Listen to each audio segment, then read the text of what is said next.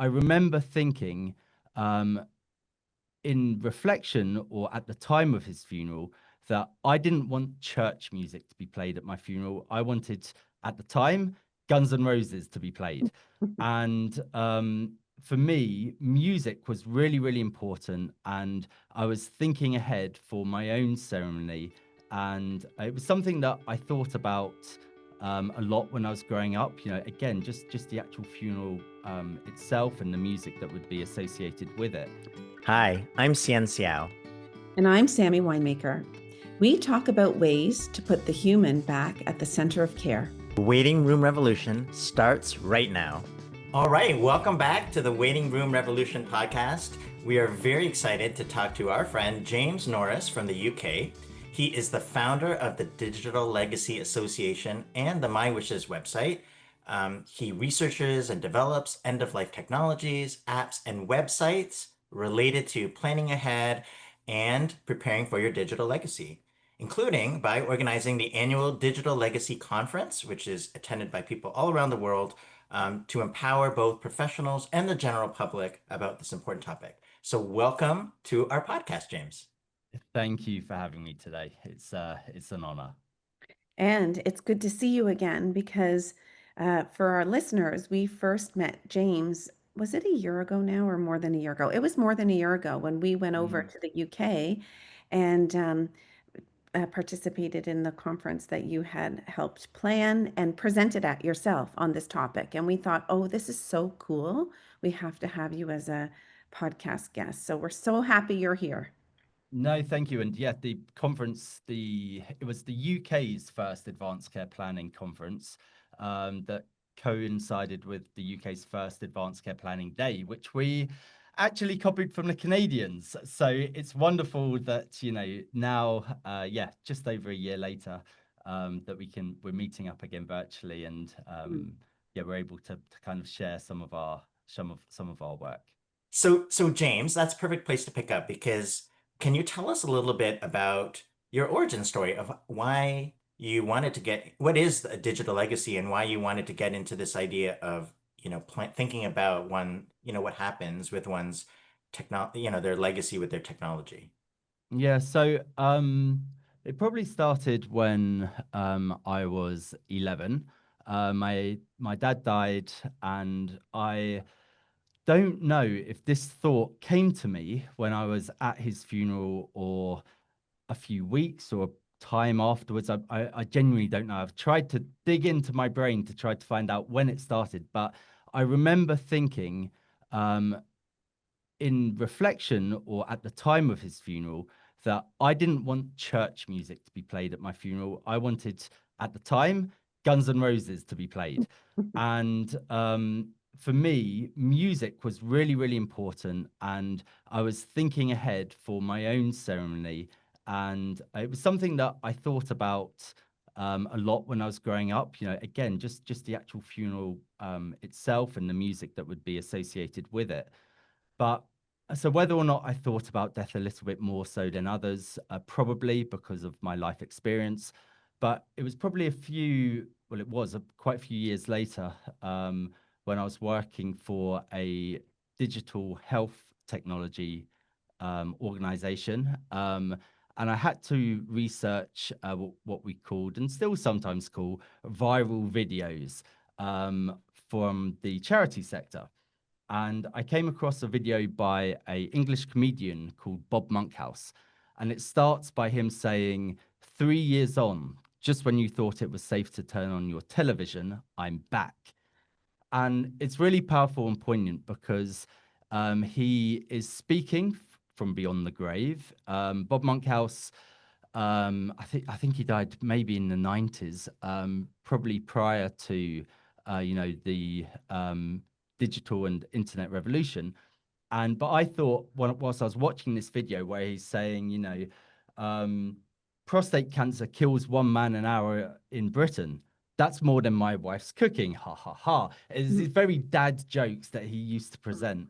And I thought, if Bob can pass down his words of wisdom around the area of prostate cancer using his own experience, and in this circumstance, through the medium of video, now with the internet, we should all be able to say our own goodbyes.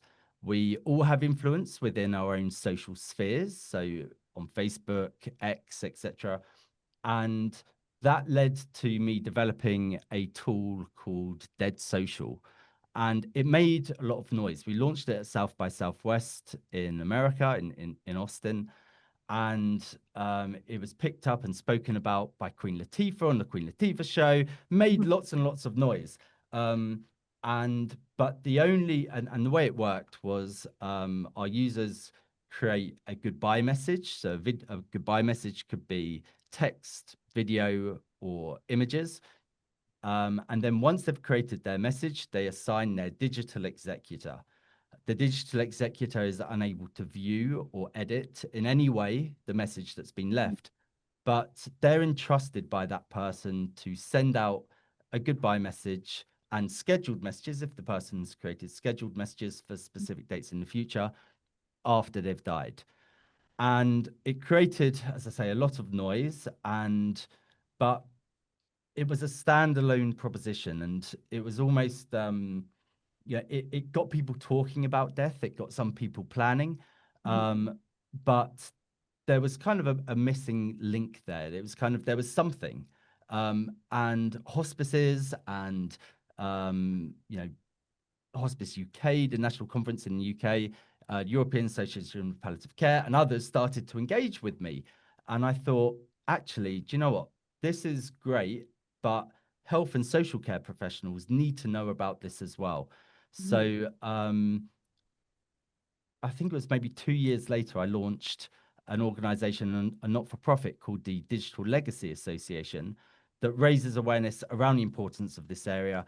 And we've done lots of work, consulting governments, consulting Facebook, consulting training different organizations since, but it was separate from the Dead Social platform. The tools that I've just mentioned within Dead Social now features as My Wishes, but ultimately it was kind of quite a slow migration from, this kind of tech tool to what we're doing now, which is ultimately a public health approach to end-of-life planning, incorporating both your digital life and your physical life. But it's taken, more than 10 years, probably closer to 15 years now to get where we are now. Oh my goodness, I have so many thoughts. Like, first of all, standing ovation for sure, for just, for shining light on this part of people's lives that is so um, powerful and so much part of everything everyone does, yet it really has been ignored in the way, except for the ways that you're now exploring it.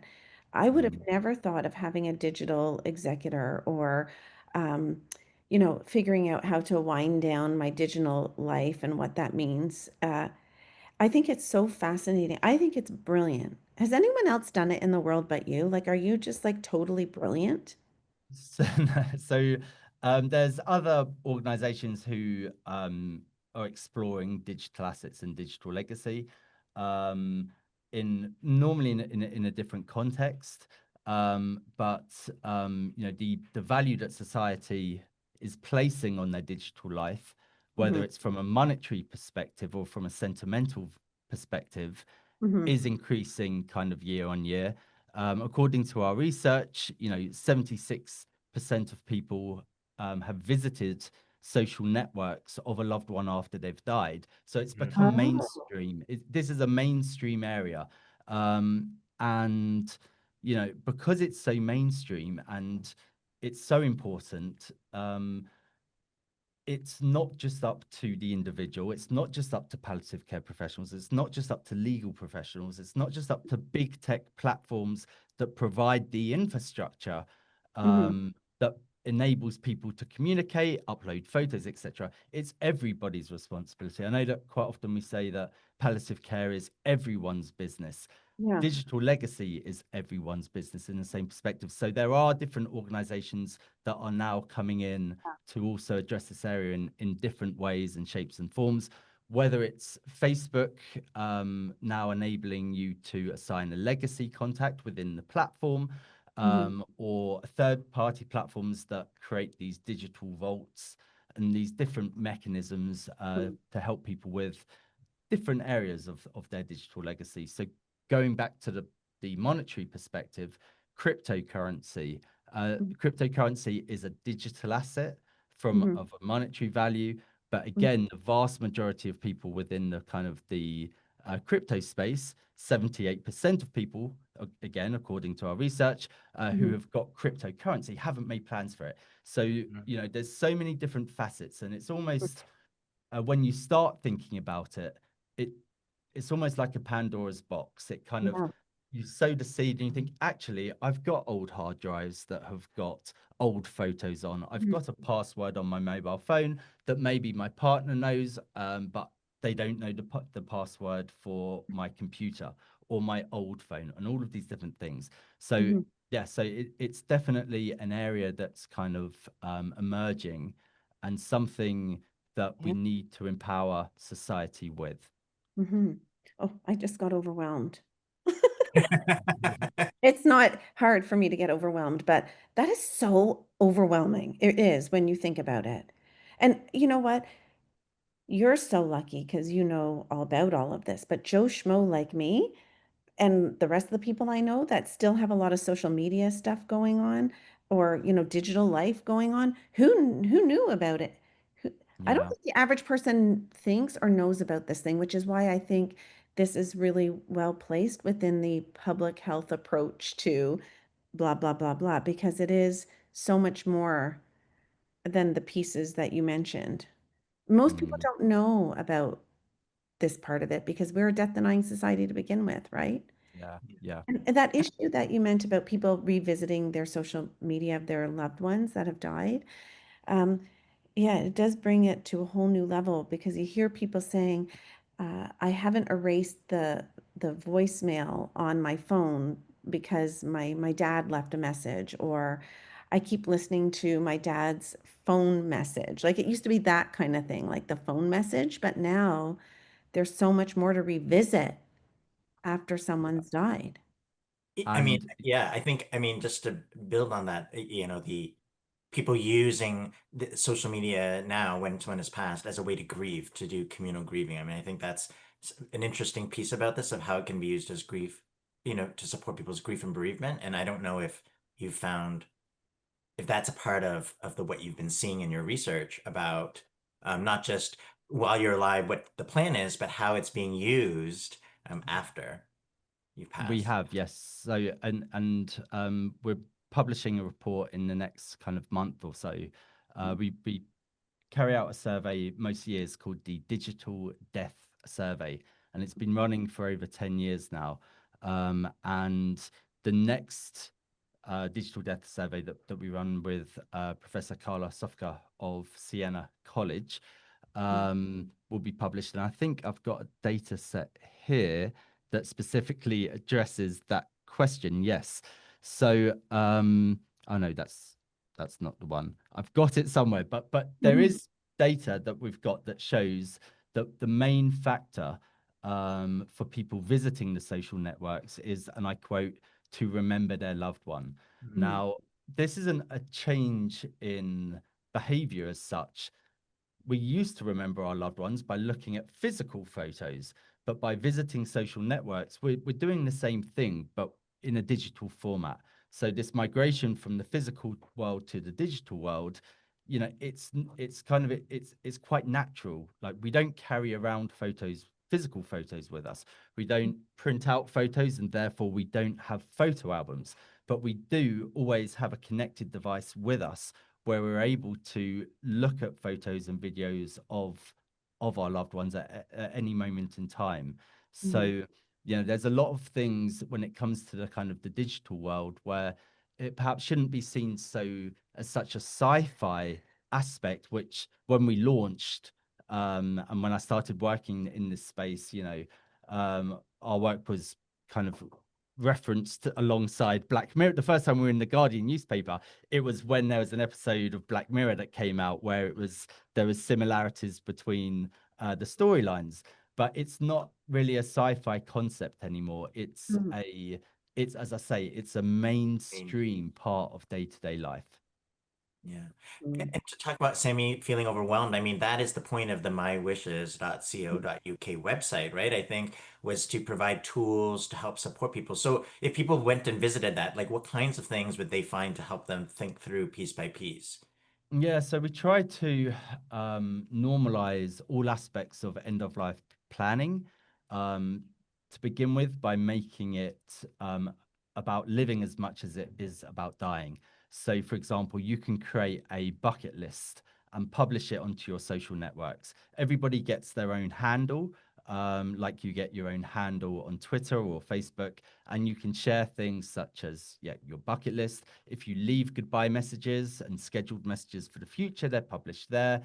Going back to my 12-year-old self, you can also share your funeral playlist, which, by the way, I do update on a fairly regular basis still. Mm. So I shouldn't really look down on my 12-year-old self because it's more or less the same as me now. And if you're, Hey, there's other James, aspects. you want Guns N' Roses at your, I don't anymore. I still love them. yes. But I've got a collection at the moment of 4 songs Oh. that I would like to be played. And it's a mixture of a little bit of electronica and a little bit of more ambient music. So it has changed. It has changed over time. But on the platform itself, we take this kind of public health approach where you can make plans for all of these different aspects. Within the UK, you can write your last will and testament for free. You can do your advanced care plan for free. Outside of the UK, because we're not familiar and we haven't got partnerships with countries outside of the UK at this moment in time, we removed the will writing part and we removed the advanced directives part, but the rest of the features are free. So you can do your funeral wishes, your bucket list, leave goodbye messages, make plans for all of your digital and online accounts within a digital and social media will. So you scroll down, you enter which platforms you use. If you've made any plans for each, so if, for example, you use Google services and you've set up Google's inactive account manager and passed on admin access to a loved one so that they're able to download your photos, etc., from the platform once you've gone, you would say that.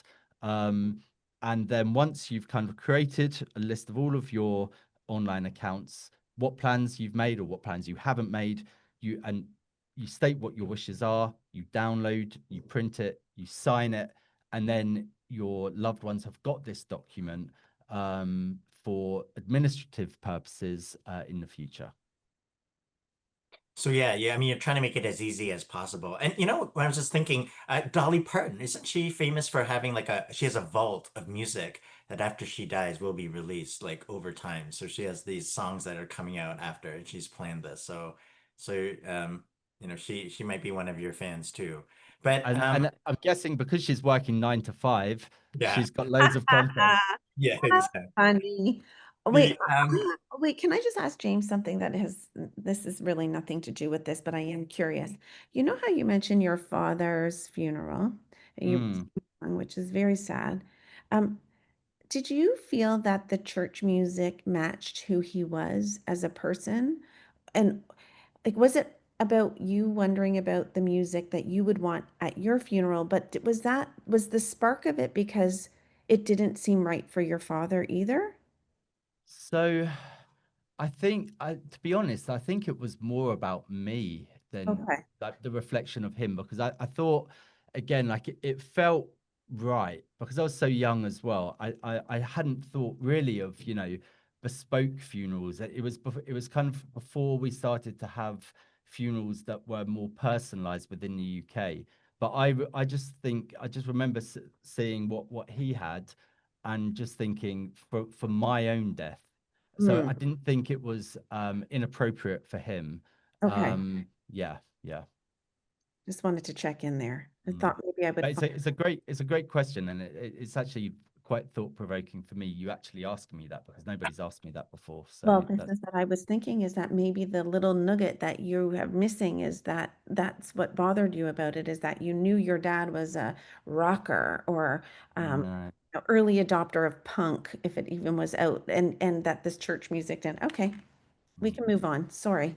But no, that's No. okay. But you know what? It's interesting because I wanted to pick up on that thread because I think there are people who think about planning for dying is about planning their funeral and the music. But actually, it's I think your movement and your work is a lot broader, right? It's about living and about how the whole process between that. And so I guess I'm curious, and we face this challenge in our work too, that people mix up dying and death as synonymous but really distinct. And I'm just wondering from your work if you feel you've had challenges with the public understanding how doing this can help them live better, really, and the planning part of it. Yeah, so I think most people have kind of thought about their own death in some way, shape, or form. And as you say, funeral songs might be one of those kind of key areas. But with the area in which we work, 70% of the people we've surveyed, for example, are familiar with the term digital legacy. So people now know about this term, but I think it's kind of quite similar with people who, again, the majority of people in the UK who haven't written a last will and testament, they haven't done their advanced care plans. They know they should, but for financial reasons or for whatever reasons, that they're not making these kind of plans. From a health and social care perspective, the Digital Legacy Association, we argue that planning for your digital life should form a holistic approach to advanced care planning. Again, because we're so mentally invested with the content, we're spending so much time in these spaces. When making plans for your physical death, you should also be thinking about making plans for your digital death. The problems, the problems again, apart from inaction, there's kind of problems around big tech companies not really supporting their clients and their users as they should do. There's again, going back to working with health and social care professionals, we've found that there's age discrimination around planning for your digital death. So quite often something that I'm told, whether I'm speaking at an event or when I'm speaking to a professional one-on-one, they will say, James, this is really important for younger people.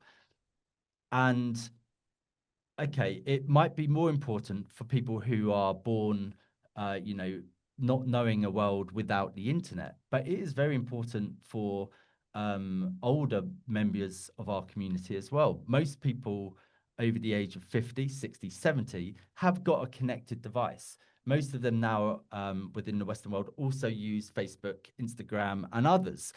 So it's not a minority thing. Mhm. And planning might, for some, just be a case of, saying to your partner what the password is on your mobile phone in order for them to be able to access the photos and the videos, or even just to have that phone book in order to arrange your funeral. That might be the only digital death planning that would be suitable for one person. Whereas for other people, it would be much more complex. But it's wrong for us as professionals to deny individuals, patients, etc., the opportunity to at least think about these things Mhm. because of our own our own conception that that person might not be tech literate. Mhm. I definitely say that age discrimination is something that is one of the challenges. We've tried to, again, through My Wishes, demedicalize aspects around end of life by having these different areas, by using gamification to be able to share socially non-sensitive pieces of information, and as I say, mix aspects around death, dying, and living all together. So you're not going to a funeral platform. You're not going to a platform that's going to cost you lots of money to write your last will and testament. You're going there to kind of learn and to document what matters most to you at that moment in your life, whether you've just bought your first home and you think I'm going to write my last will and testament, or you think actually I think I would love to send out messages after I've died, whenever it might be. I'm going to do that. So whatever that person's motivation is at that moment in time, we're able to kind of address that, and hopefully for many people overcome some of those challenges. Did you ever think you were going to become such an advocate in your life? No, no. It's 'Cause, like, taken. I can feel like the passion coming from you, not just about the topic of this, but just the right uh, and the access and the barriers that people have. I can tell you get a little bit, you bubble up a little bit inside. Like it's Yeah. making you energized, which I think is really cool and probably was unexpected for you. Yeah, no, certainly. Like as I say, when I started, I thought it would be being able to send out messages after you've died would be of high value, and it would be something that people should be able to do. But Mhm. now, when you look at the wider ecosystem, and how society thinks about and plans for death, etc., there's so many different areas of exploration. There's so many areas where things can be improved. I mean, Mhm. one example is, you know, starting an advanced care planning conversation. A health and social care professional might be doing a ward round and know that they need to have a medicalized conversation with Mhm. a patient. And just by them being on their computer or their mobile phone, that conversation can be started by saying to them, what you up to? And if they say, I'm on TikTok, you'd be like, okay, so you're on TikTok. So I don't use TikTok. Do you spend a lot of time? Have you uploaded photos and videos there? Okay, Mhm. have you thought about, curating your favorite TikToks or your favorite content, and making sure that, loved ones might be able to have access, and it becomes a soft approach. Like, quite Mhm. often, we don't want to use technology when providing person-centered care. But in Mhm. this circumstance, you're able to go and speak about, ownership. You're not talking about the demise of their health. You're not talking about those kind of more difficult conversations. It's starting earlier, and it's starting Mhm. with by utilizing technology. So that there's so many different ways in which this area can be kind of Mhm. explored and help society, whether it's, yeah, a clinician or a legal professional or a doula or a funeral professional, whoever. Like, there's so many areas where it can improve things. Because I think because of all the discomfort around, um, the warm handshake at the end of life that clinicians give to people, which usually comes in phrases like, well, we think you should get your affairs in order, like that's a Mm, common one.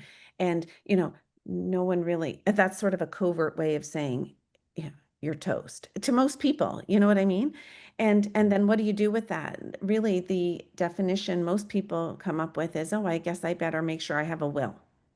Um, and whatever else comes with getting your affairs in order. But this puts a whole new spin on what it means to get your affairs in order. And what you're saying is it also can be uh, an in to having what Catherine Mannix would say is, tender conversations where you're meeting someone where they're at.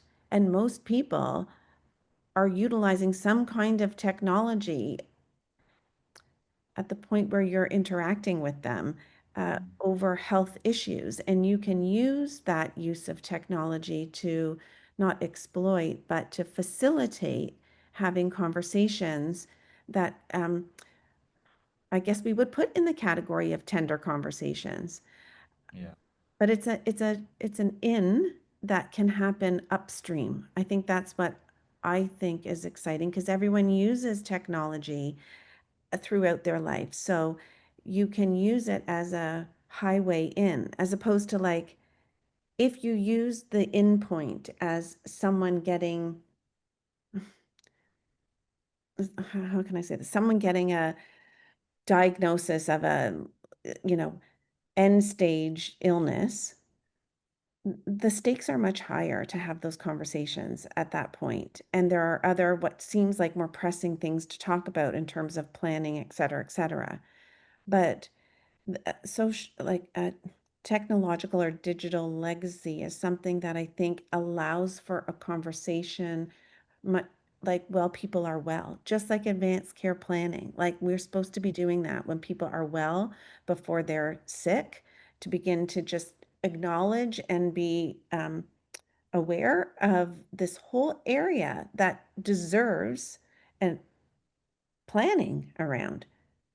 Not just deserves planning, but could also uh, make us feel good in so many different ways, that we're attending to things that we didn't think about, that we're planning, that we're, you know, creating things for our legacy and for our family and grieving, et cetera, et cetera. I think is a very exciting and an area that needs a lot more attention. So thank goodness for you, James, for doing this hard work. You're probably an early adopter uh, of all of this, and therefore it is often for early adopters a huge uphill ups against the current work that you're doing, because like you're dragging the rest of us along to try to understand what you understand. So I guess one of my questions, sorry, that was long-winded.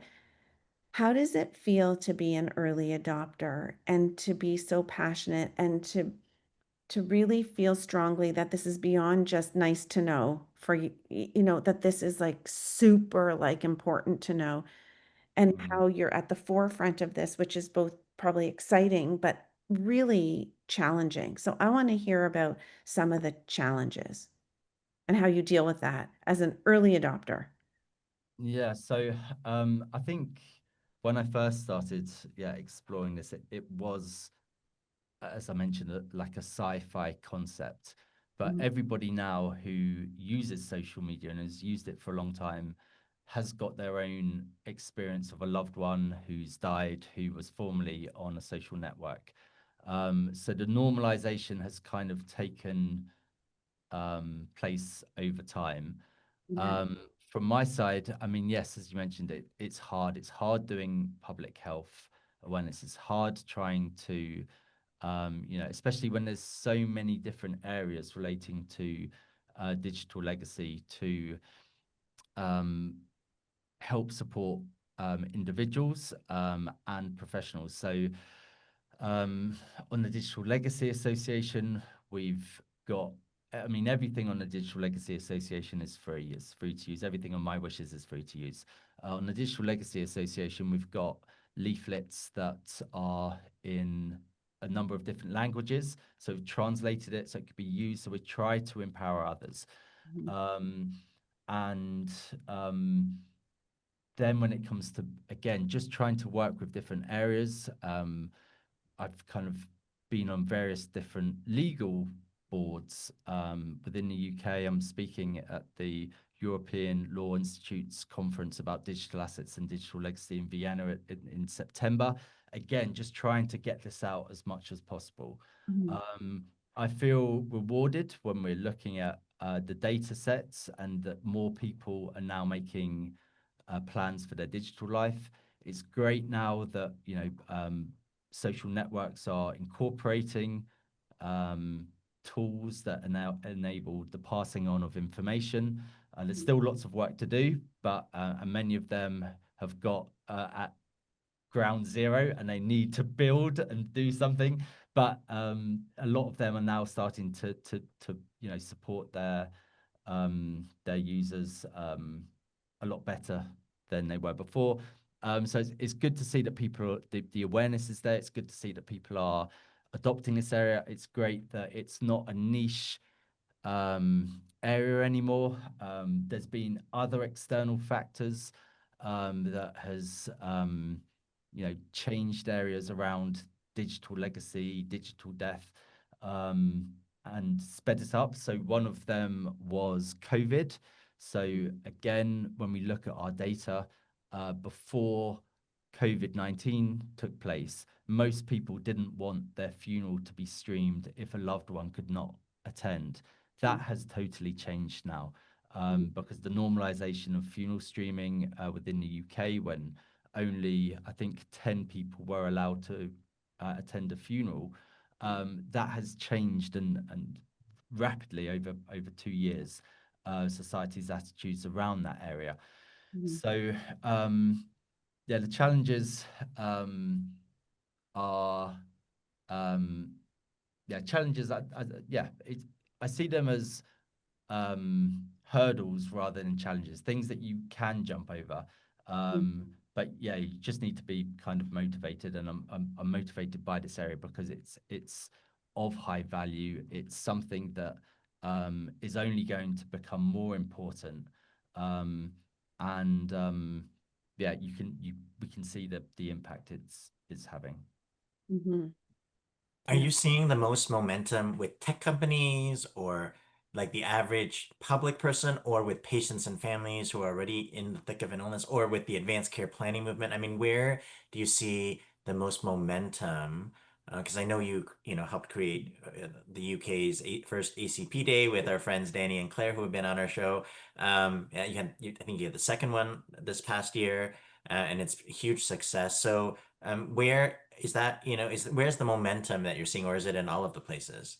So I think there's less momentum within advanced care planning. I think advanced care planning, because it's not, as far as I'm aware, in any country, part of any specific advanced care planning policy documentation. It's not a requirement. It's not a must-have. It's a nice to do, perhaps. So when we're working with health and social care professionals, yeah, this area is now being spoken about, but it's not done at a policy level. Um, I would say the most momentum is with the general public's awareness, them, downloading and backing up and making plans for their digital assets and digital legacy. The platforms that do provide these tools, there has been an uptake in them, but still many people, the majority of people, have not made plans despite these tools being available. Um, I think cryptocurrency, because of the financial value associated and the huge amount of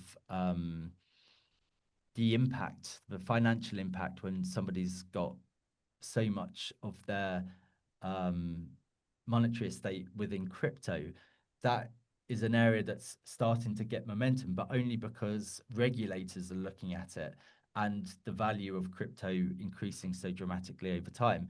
Um, so I don't think there's any one area where it's kind of all of a sudden become almost there's been huge traction or huge momentum, but I think that it's all slowly coming up, rather than there being one breakaway area as And such.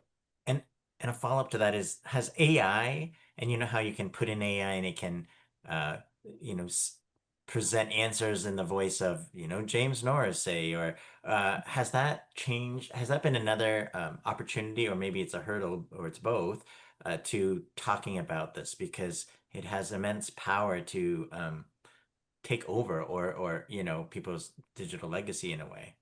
Yeah, no, definitely. So, AI is, yeah, it's a very interesting area. So this year was the first time we actually had artificial intelligence in the digital death survey.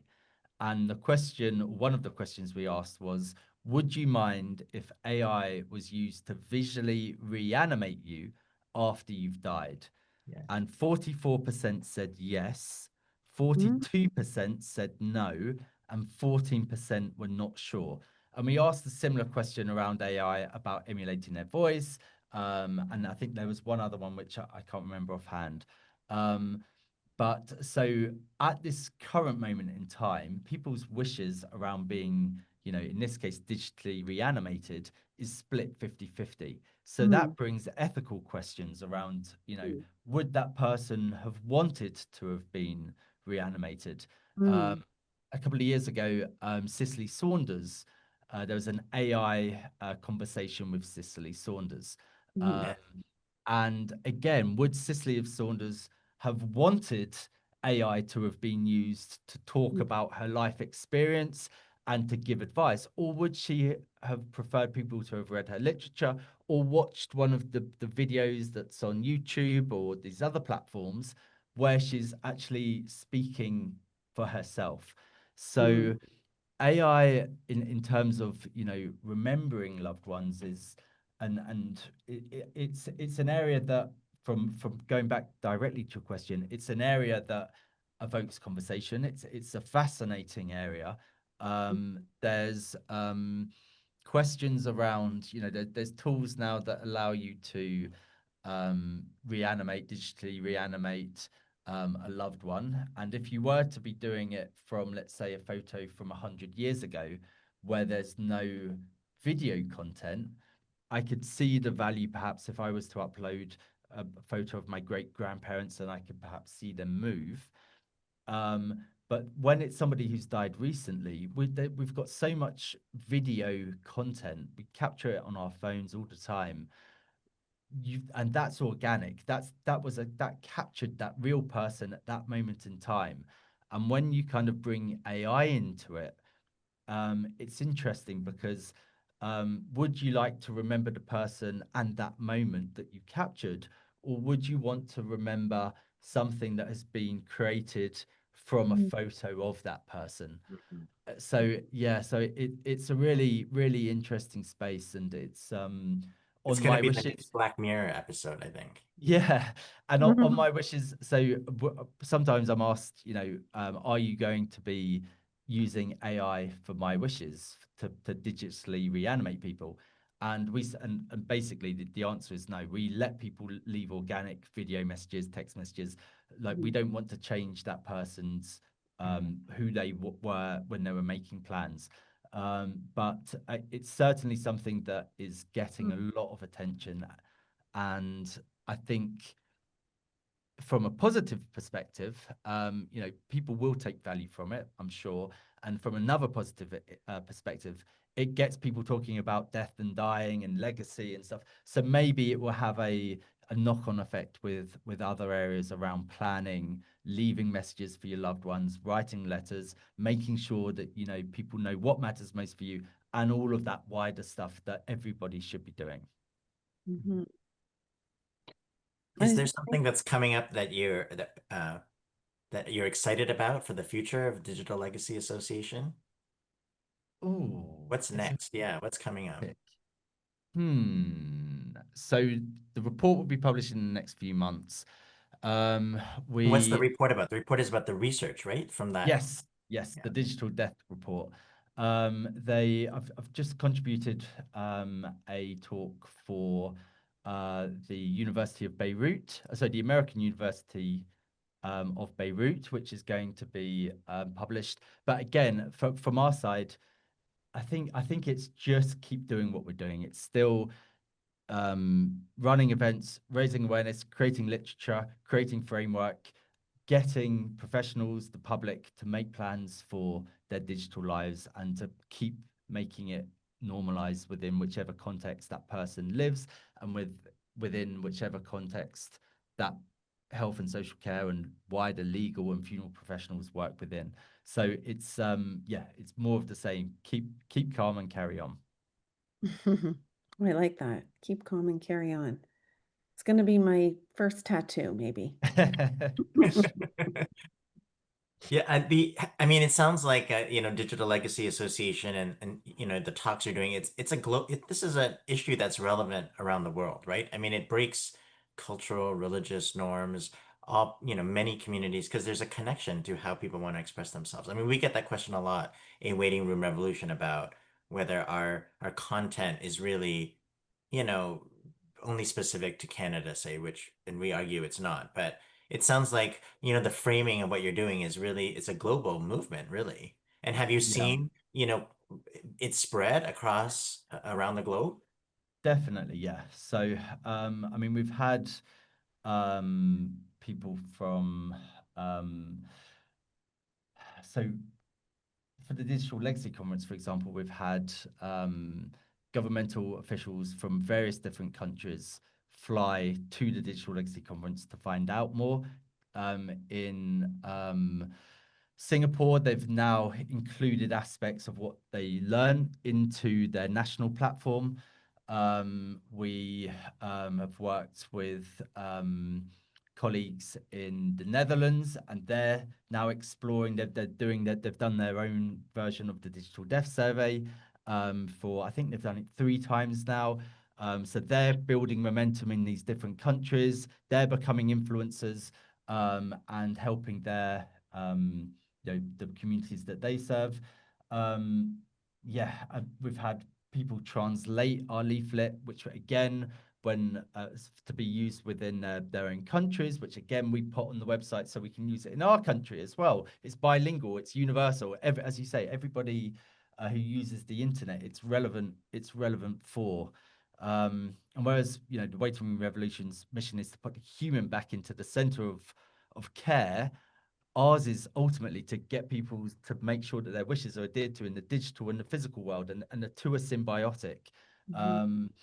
So it's so the impact is it's definitely kind of there is momentum behind it, and people get enthused by it because again they can see the value and they can see the importance of it. So it is great to see that there is a momentum behind it. Can I share with you guys what I was just daydreaming about? I was listening. I can do that. I can do 2 things at once. But I was just thinking, like, I wonder what the difference is between like when someone dies and you're remembering them. Sort of like what you were saying, should you remember them the way they were in the moment that caught them in that video versus now AI changing, whatever. Like, I'm just thinking about, will there be something gained or lost in having these more robust, permanent memories of people that won't change over time versus And your natural mind sort of going through a process of letting go and saying goodbye to someone who's not physically here anymore, and you may visit their phone message or whatever, but is there something important about letting someone go that won't be possible anymore? I think I'm going crazy, but No, so no, I think it's changing the way like we grieve for sure. I mean, for example, my daughters have never met their grandparents. Like my mother, they've never met my mother. But if there was a way for them to have met her, like, or to have seen what she might say or act, like it would have been so different. And we have like one video, maybe on some VHS cassette tape, but I think it might be weird for them to see that without the context of her whole life. So I think I mean, this isn't about the work, it's about just the way the possibilities of the future of remembering people is going to be different. But in a way, I think where is part of the work is we're also changing, and this is how it connects to the public health approach. It's also changing how people live in the present, because part of documenting yeah. their digital legacy makes them think about what is important. Who is important? Who would I leave message? Who is worth me spending time to write a message? And what would I want to say? And in the process of doing that when I'm well, say, makes me, maybe revisit that relationship or strengthen that relationship while I still have lots of time, maybe. And I think I don't know if you've seen that, James, but my wish is, as much as we've been talking about making plans for your digital death, we're actually, there's a side effect, I think, of helping people live better or more purposeful. yeah, so I think there's two parts. So going back to the remembering a loved one and how AI can kind of change that, and the ethical thinking and Sammy's thought process and that daydream. It's to start off with, what's really fascinating is 100 years ago, maybe more, when the photograph came out, Mhm. the society then would be thinking exactly the same thing. There was the kind of thinking that the photo captures the soul, and Mhm. they were thinking this is a bad thing because the photo will capture it, and Mhm. those kind of ethical conversations and thinking is the same. The only difference is with AI is it's not static. It's hasn't been captured. It's, you know, it's using algorithms to explain and to manipulate and change at any one moment in time, which is where there's a difference between the thought Yeah. process of perhaps somebody 150 years ago and now. And then going on to the next point in terms of the you know, how we live today. You know, we're telling stories, micro stories all the time, whether it's on Instagram or social media. I'm doing this. After we've had today's wonderful conversation, I'll take a little screenshot and share it on Twitter. You know, we're telling stories all of the time. And stories, you know, that's what humans do. We've been doing it for however many tens, hundreds of thousands of years. And when it comes to, you know, thinking about, you know, the stories that we're going to tell in the future, until now or until 20 years ago, our legacy was what remained, you know, were we a good person, were we a bad person? And just like your digital legacy is a reflection of your legacy. The two are intertwined. So if you're a Mhm. good person in the real world, people will talk about you as a good person, and online and offline. But with the aspects around your digital legacy, you have the ability to, you know, make sure that there's certain things around your digital legacy that people remember.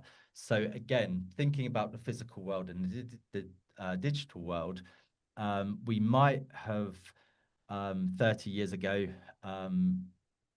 decided we were going to print out our favorite photos and write the stories around the stories within a photo album so that the next generations will know these important events in our life and we can pass that over as a physical item.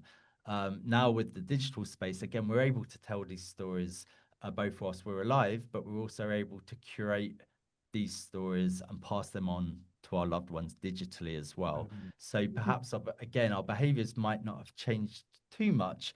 It's just migrated from that physical to the digital. But ideally, one would perhaps do both. Like it would be wonderful, you know, if I had received a photo album from my great grandparents and they'd written down what had happened.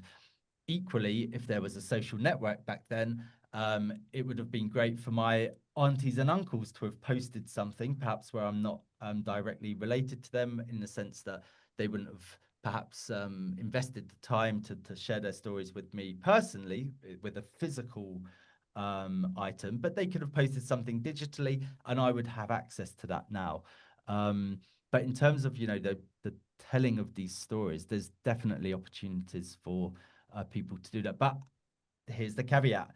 When we're telling these stories, there's something very, very, very, very important that everybody needs to know.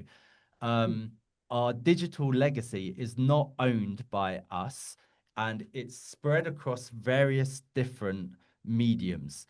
And, you know, our digital legacy and photos and videos of our loved ones might be online on a social network today, but who's to say where they're, you know, how long that social network's going to be there? So it is vitally important that no matter which platforms we use and no matter where we tell these stories, that we also download and we make sure that that content is backed up for future generations and for our loved ones.